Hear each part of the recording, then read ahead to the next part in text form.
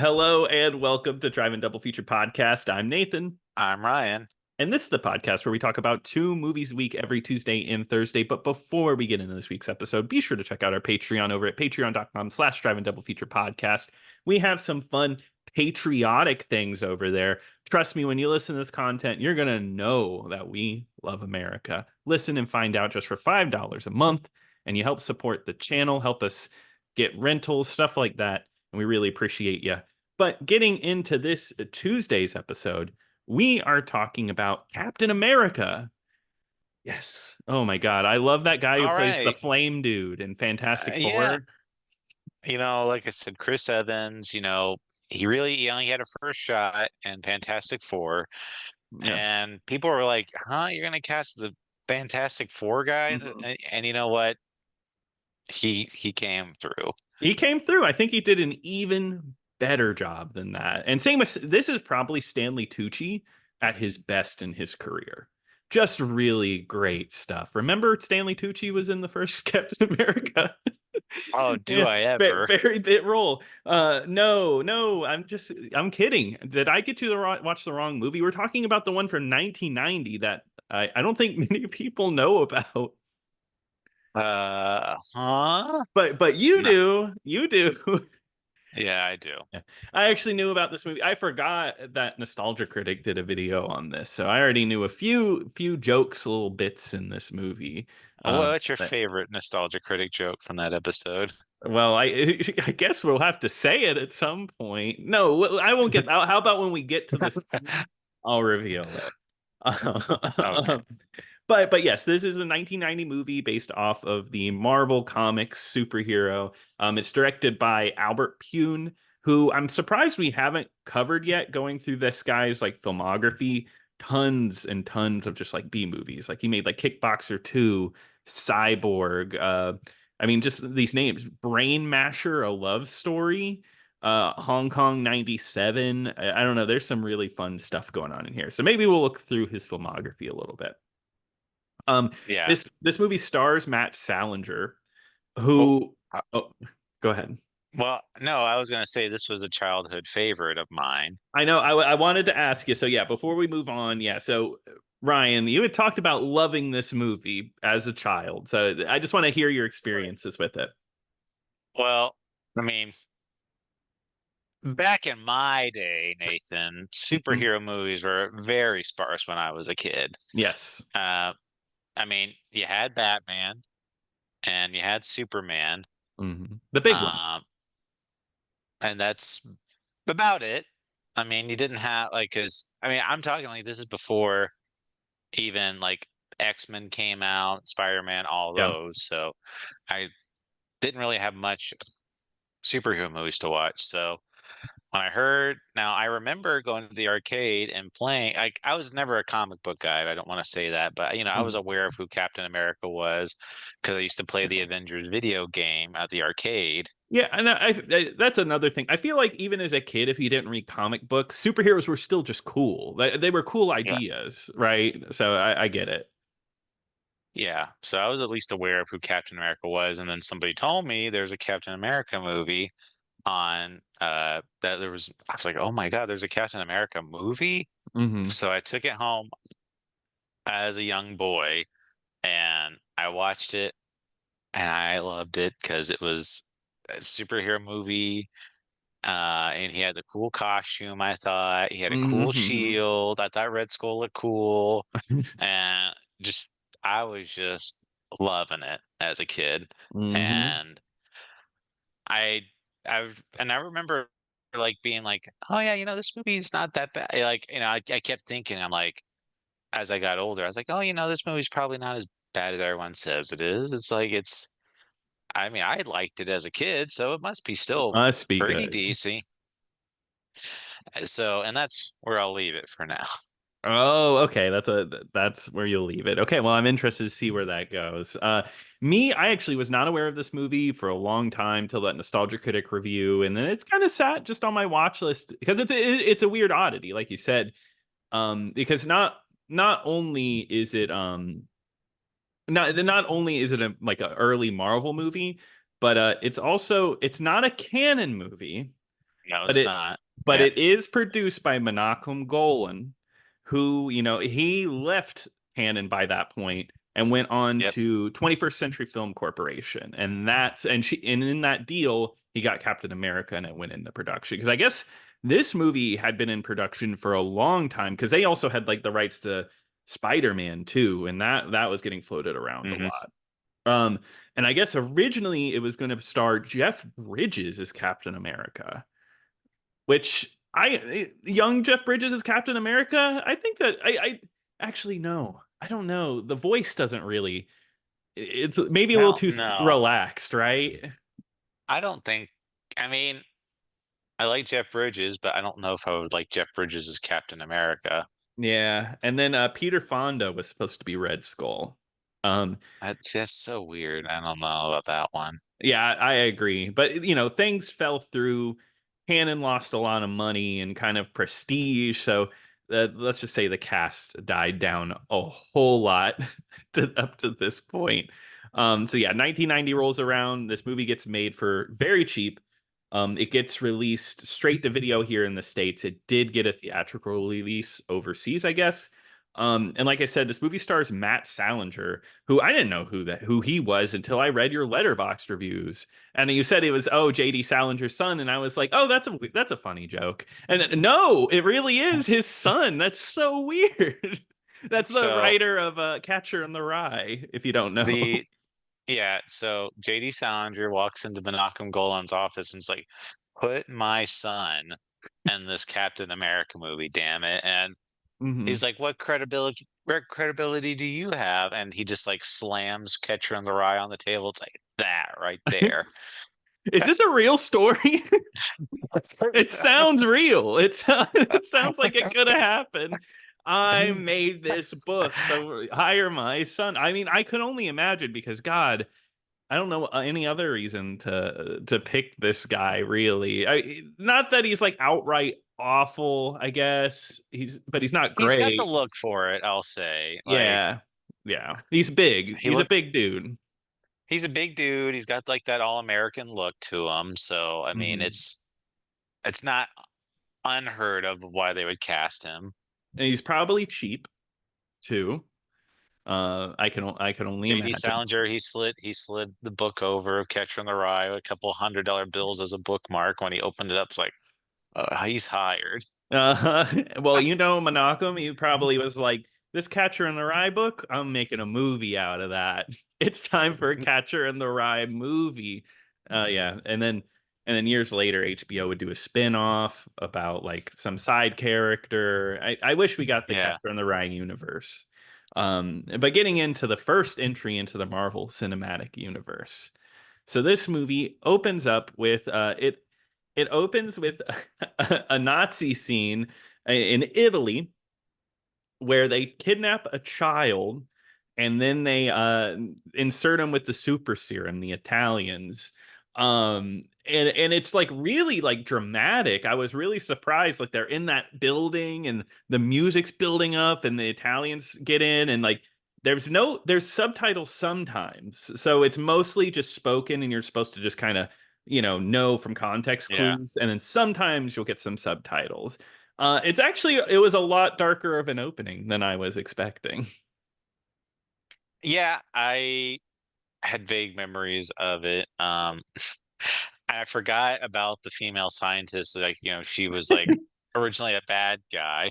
Yes, yeah, of course, yeah. So because she was there and she sees a child getting injected, she's like, "Oh my God, no!" And then she jumps out a window, and they can't shoot her. She gets away.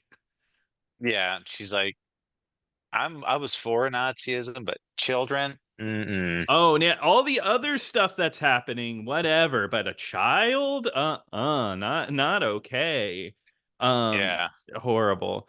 Which is 10 years later, there's a certain movie, a superhero movie that would steal from this. X-Men. Yeah, that opens with a scene in a concentration camp, right? That's not the second one where No, Magneto like open. That's the first one. that's the second one, Oh, I that's the think. second one. Oh, okay. So a little more than 10 years later, they would steal from this.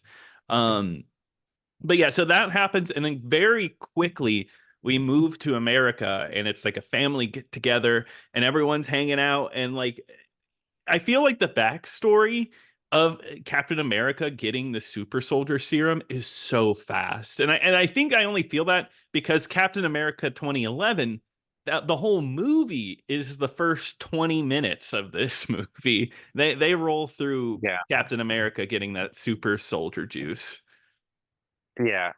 I one thing you cannot say about this movie is that they do not wait to get him in that Captain America suit. No, it's like a snap of your fingers, he's in it, which I think isn't a bad idea. I mean, that's what you're here No, for. no, and that's probably what held my interest as a kid. But um, I thought that too. I was just like, it was just like, got this. I'm going in, I'm gonna go fight those Nazis or whatever.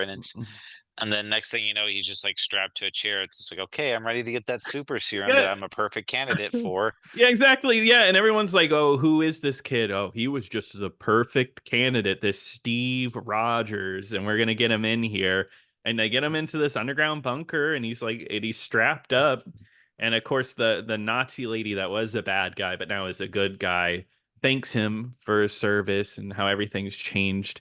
And then here's the scene from the Nostalgia Critic episode that I remembered, where one Yeah, guy there is a traitor and it is pretty funny how quickly it goes because he's just literally talking to this to somebody and just goes Heil Hitler and like raises his hand and a gun and shoots. It's just like it's so fast. Like it's like a really just it's like a it's magic such trick. an honor and a Yeah. It's quite a scene. And then he shoots the crap out of the Nazi woman and she dies, which once again, I can't believe that character is set up at the beginning of the movie just for her to die the next time we see her. oh yeah. I Yeah. mean, it's she truly was the Stanley Tucci of this movie. She was. Yeah, remember I don't even know that actress's name, but just like, yeah, remember she was in this? Um that's right, because Stanley Tucci dies in that one. Oh Mm-hmm. my God. So yeah, so what happens is he goes to get Red Skull because Red Skull is the Italian kid grown up. I do want I do want to say one thing. Yeah.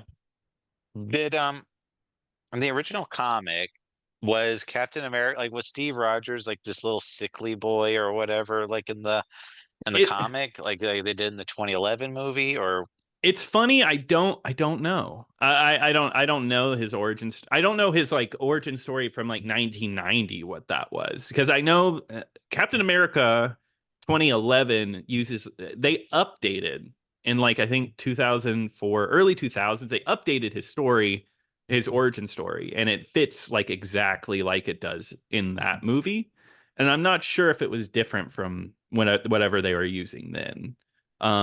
well yeah well I mean originally Captain America did not get frozen in time because it Yeah, was just it was like the right time.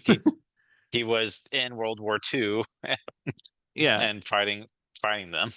yeah, it made sense, right? And well, not really, but but Perfect sense. perfect sense. But yeah, I wonder because they bring up that he was like sickly, right? They brought up like, oh, this kid with like polio, but he doesn't look sickly. He doesn't look tiny. Because No, he layers like maybe baggier clothes or like bigger clothes yeah, and then he's like this perfect male specimen afterwards. yeah. It's funny that you bring that up because actually, I read that the production team planned on having two actors for this role, one before and then one after the super serum. But Marvel Comics said no to that. They said they just wanted one person playing the role. I don't know. Okay, okay. Yeah, a weird place to take your stand. And I mean, I guess they probably stood their ground because that's what happened in 2011 with that CG, CG tiny Oh, Chris Evans. that was I still don't like that. No, no, God, remember? I think it was like the Super Bowl they revealed that trailer and it looked horrible. Like it looked so bad. And I mean, like they improved it, but yeah, it still looks bad. It looks fake. Yeah. Yeah. But yeah, so he goes and fights Red Skull, and this is probably this part of the movie is what kept my interest because I feel like it's very speedy, rolled through it, and you could tell it's cheap, but I didn't mind it because there's like a big action scene where they're all No. shooting Captain America. and then he hides behind the car, and he's going, and like you said, he's he's wearing a suit, and it's even the Captain America suit with the little wings on the head. So I don't know. I was kind of into these moments, even though I knew that it was a bit cheaper, and you can really tell. I thought the beginning was kind of getting off to a good start. Yeah, I do like the opening scene because it's just Captain America doing Captain America things, and it's just like he's throwing the shield around, although he gets his ass kicked by Red Skull like Oh pretty yeah. easily. Yeah, it's And it's a little lame, right? Like it's not even like a big standoff. Red Skull just hurts him. Like he just gets beat up pretty much. It's such an yeah, easy fight. and then he gets strapped to a rocket, and he's Red Skull's gonna shoot him off into the White House. He's like, I'm going to shoot you into how is it you say Yeah. Casablanca. I don't know what it's like. Oh, White House. Yeah, It's like, yes, yeah. It's so silly. Oh, I do have to bring up, this is just a little bit, but there's moments like this I was noticing with this movie. So you were talking about he jumps out of a plane and lands like in like Italy. You can tell how cheap this is because it had the way it's edited. There's a shot of like somebody parachuting, but it's clearly like a toy or a model parachute. And then hard cut, Captain America's already on the land. There's not even a landing like scene or anything. He's just like walking and taking off a parachute. yeah. There's like no consistency. Which I can handle, but it gets a little goofy when he's on that rocket and he's headed towards the White House. And then Kimball, God, what's his first name? President. Oh, uh, Who even know? Tom. Richard or Yeah, it's Tom. Tom. Yeah, so Tom Kimball So, sitting there with a. Oh, go ahead. well, now you got to remember the. Oh, you're talking about it when he's like a little kid. Yeah, when he's a kid, yeah, and the rocket Yeah. almost Okay. hits him. Yeah. It's like, wow. Like he's like, I'm gonna be president, mom. That's every kid's dream. I'm like, is it? Not really. They say that a lot in other media too, though. It's like, oh yeah, I want to be president when I grow up. And it's like, no, no, I don't think I ever once wanted to be president. I think I said that at one point, Oh my but I God, don't. Ryan, really? You should go for political office. Uh, maybe 2028. We'll see Yeah, what oh no, happens. then they dig up dirt and they start playing episodes of this podcast. Oh Did yeah, you they're really doing it. like this movie? Oh my God. No, yeah, there's plenty of dirt. Um, but yeah, so the rocket, what it is, Kimball's down there, kid. He's taking a picture, and then Captain America, like he is able to kick the rocket while it's about to hit the White House, which is funny because you feel like he would have done that earlier before it got to the White House. But because the kid's there, he's able to move it just out of the way so he can land in Alaska and freeze. And then this kid takes a perfect photo of Captain America's face. Uh-huh. And then he loves it. And he hopes to meet Captain America one day. And he even tells his friend Sam, um, which that's an awful scene. That once again, horrible kid acting. Like Yeah, I know it's hard to I can rag on this kid. I think he can handle it now. Oh, wait, is it Ned Beatty's son? it is. Oh my God, that's kind of crazy. Yeah, Thomas Beatty. Interesting because the older version of him is Ned Beatty. But yeah, he just like no pauses in his delivery. It's not like he's delivering sentences. It's like just like a whole blurb of words. Yeah, why can't his dad teach him how to act? Well, because he can't act. I'm just kidding. I love Ned. I'm just he's What? he's great. He's great. He's Oscar nominated Ned Yeah. Beatty. It's funny. They kept calling him Sam. And I thought for a moment, it's like, is that Sam Wilson? Was Sam Wilson like white back in the day or something? No, Sam Wilson's like a new character. But I was like, oh, is this like setting up something? No, setting up nothing, except that he's a reporter. Well, so we get Ned Beatty, and the president Yeah. is Ronnie Cox. So Hmm. it's a Deliverance reunion. Oh, wow. I didn't even make that connection. That's really cool, actually. I wonder if they've done even more uh reunions. Well, They should have gotten, Burt Reynolds as Captain America. See, that would actually be all right, but he would have to shave his mustache. That's the only thing. No, Burt would have refused. He would have refused, and it would. I don't think it would have worked. Do you think that he would finally get the Oscar he was looking for? Yeah, I Mhm. think so. I think so too. Oh, But, and the dueling banjos kid. That was also in Cell. oh, you want him to be in Captain America? You thought the dueling banjo kid should have been Captain America? 20 years after Deliverance comes becomes Captain. Talk about American right there. I would love it. I would be there day one. I'd be up for it now. Anyway, getting back to the movie. So it is in the future. Captain America gets thawed, and Red Skull is still alive. But the thing about Red Skull is that he has orchestrated all the major, like, what do you call that, major events, Assassinations. assassinations, John F. Kennedy's death, all the bad things that have Martin happened. Luther King. Martin Luther King too. So and like I love it later. Captain America is almost like, the American government wouldn't do that, so I know Red Skull did it, which is really funny when you think about it. If you get into conspiracy, that he would feel like the American No, government would never what are you do that. talking about? Yeah, he's right, Nathan. What are you talking about? Uh-huh. All right, Ryan. We'll move on from this one. We won't get into it.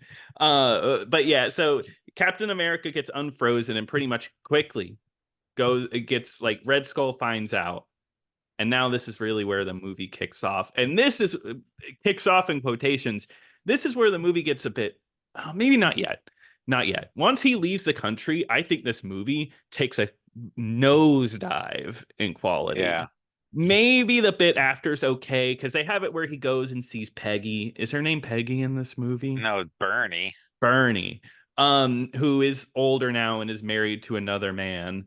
Uh, Which, by the way, so like that's like the whole thing is like she was like his sweetheart, mhm, and she ends up she ends up saying like, "Oh, I kept this house in hopes that you would, since you would always know where I live." mhm. And she's like, "I waited for you for 15 years." And Yeah. it's like, "Oh my God." And it's like, so that's like to explain why she has such a younger daughter. Yes, And, exactly. Yeah.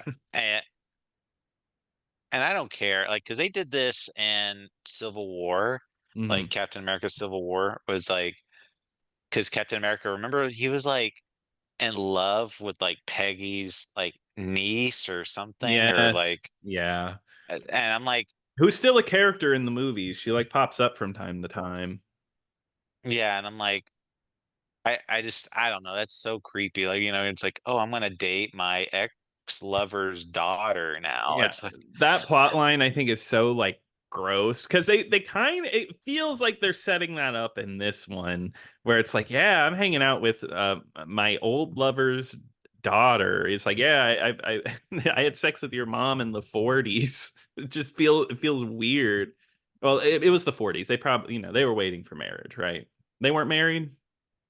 I don't know, they weren't married. Okay, yeah, yeah. They were good Christian couple. Yeah. Uh, He was all American. He wouldn't do that. yeah, he would not do that. Um, so yeah, well, it doesn't matter. Red Skull comes in, or actually, Red Skull's like uh, henchwoman, He's oh yeah, it's his daughter, his and like daughter. she hires like hench women to like go in and assassinate Captain America. Yeah, and she ends up like killing like the husband and like terrorizing. What? Uh, No, the husband lives, oh, the husband lives. Okay. and then but Bernie, the mother, she gets killed. Yeah, so that sets up the rest of the movie because Captain America is not in that house at that time. He is somewhere else watching like VHS tapes of history. He's like holding a Yeah. VHS tape. And he's like, back in my day, movies didn't come in a black box. We saw them on a big screen. The thing about this movie is like how unalarmed Captain America is by a lot of this stuff. And Oh it's yeah. like because there's a scene where initially where he comes out of the and he's in Alaska, or yeah, he's in Alaska and he's in Canada, and then Ned Beatty picks him up and he's just like, This is a German car. Oh my God, that's Japanese electronics." But it's just like he just like kind of like looks at it. It's just like, "Oh, okay, I guess everything's fine now." Like, Yeah, it's like he's barely surprised by it, right? Because he sees the car and is just he's like barely he's like, "Oh wow. Okay." Like it's so like underdone. Like if it was overdone, I'd be annoyed, but it's underdone and it makes no sense, right? Because like he should have some shock at all the changes that have come. yeah, like I think not freaking out, but he should just be just like, "Oh my God," yeah, like, "Oh my God," Yeah, that type of thing. at least a little bit. That should, and that's fun. I think that would be fun, but no, they avoid that. No, instead, Captain America he quickly takes a trip to Italy with his dead ex-girlfriend's daughter, and they travel across Italy. And I think I don't know what this part of the movie, no Captain America in a suit, just them driving around talking to people is so I just lost my interest so fast. Well, you don't see Captain America in a suit like after that first scene or whatever Yeah. when he comes out of the wilderness, like he doesn't put that suit back on until like almost like 15 minutes left of the movie or something. Yeah, it's really sad. Like I don't know why they decided to do this and make it like a not even like a romance movie. It's kind of like a detective movie in a way because they're like Yeah, because they're trying to find out the identity of Red Skull. yeah, and And there's like some funny bits like them he knows a secret base somewhere and it's inside of a ladies room, so he like breaks through the ladies room and just busts through the wall to get to this door that's been hidden away by time. That's kind of funny. yeah, did you like the bit where Captain America pretends he's car sick twice just to steal a Okay, car? yeah. The first time it wasn't funny, where he's like, "Oh, I'm sick," and he gets out, pretends to be sick, and steals the car. I was like, it was fine, but it was really funny that he was like, "Oh," there's like this look on his face, like, "Oh yeah, I can get away with this again," and he does. Yeah. He pretends to be car sick and steals the car again. I don't know. And the second time, I got a laugh out of me. Um, That's the part I remember the most about this movie. Really?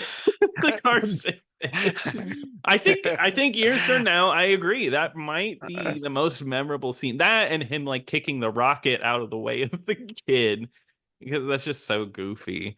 Oh yeah, I should say that President Kimball has been kidnapped by Red Skull, and his number one man, the general, is in league with the Nazis and is setting all of this up. But oh, goody two shoes, Kimball. Oh, he wants to protect the environment. That we got to get him out of there. No, yeah. I I don't know, like it's the whole like president and then becomes like a buddy movie because he gets the president out of Yes, prison or whatever, and then the president's like starting to beat up people and like go on this mission with them, it's and so then dumb. very dumb. And then, like you said, this movie just takes like a complete. It just so uninteresting and boring, like in It really Italy, is. Yeah, it's like and it's most of the movie and it's boring. yeah, it's not a fun ride after that. And I mean, like even by like the end of the movie, like towards the climax, I was just kind of like, okay, I really don't care as much. Yeah, I And agree. and Red Skull doesn't ever become Red Skull again, and he just has this like horrible makeup job. Like how Hmm. anybody could see that face and just like, okay, what's the weirdest looking guy in Italy or whatever? And they're just and like he has like the most recognizable face on anybody. Yeah. I agree, and it's just like because it's an actor, right? Like I don't know. It just seems like a bad move on that. Like it's just the Red Skull character in general, just I don't think works. Like it was funny in that rocket scene, but after that, there's just not enough time spent on him. No, I Uh, agree. I thought it was very underwhelming. yeah, I don't know. Yeah, because I'm trying to think about the ending. He just throws the shield. Red Skull falls off. And then Oh yeah, that's the other thing. Like Captain America has like no qualms about killing people. oh no, he kills. That's the American way. Yeah, Red Skull Yeah, falls to his death. Um and I don't know, the movie, it's one of those movies that ends really quickly. Like, like yeah, he falls, Captain America turns around, you get a little cool little scene of him like show like I don't know, like showing off, doing a pose. It's over. Captain America's done. Yeah, I think that's an obvious, like, we didn't have the budget. Let's just end this yeah, movie. yeah. I thought this movie was pretty lame. Oh yeah. Um, Uh, it's yeah. there What would was you I mi mild entertain. It does not hold up. This hmm is what the answer is. I was going to leave it. It's like it does not hold up. Um, it's not the worst superhero movie I've ever seen, but hmm certainly not very good either. I don't think I would recommend this to anybody just because it's not very fun. Uh, yeah, just just not a good one. No, I agree. Just a bad movie all around. Not even like funny bad. It's just boring, uninteresting. Like you said, not the worst superhero movie, but it's nowhere near even like the middle tier of superhero movies. Don't seek this one out. You can watch the 2011 one. That's fine. Uh, Yeah. but yeah, I think that wraps it up for this one. But Ryan, what are we covering on Thursday? Well, Nathan, we just talked about the most American movie that we could talk about. So let's talk about the most Czech movie you could think of. Oh yeah, I love Czech cereal. Wheat checks first thing in the morning. Oh, Yes, you mean the we're talking. country? Yeah, oh no, I was talking about the cereal, but fine, we'll talk Okay, about the country. okay. Uh, but yeah, we're going to be talking about a stop motion version of Alice in Wonderland from the Czech Republic, just called Alice, and from 1988, and it is free on YouTube. There's a subtitled version and a dub version. Nice. Well, I'm excited for that. And if you want to send us an email, you can email us at driveanddoubleFeaturePodcast@gmail.com. You can also uh, head on over to Patreon, check that out. But until next time. Until next time.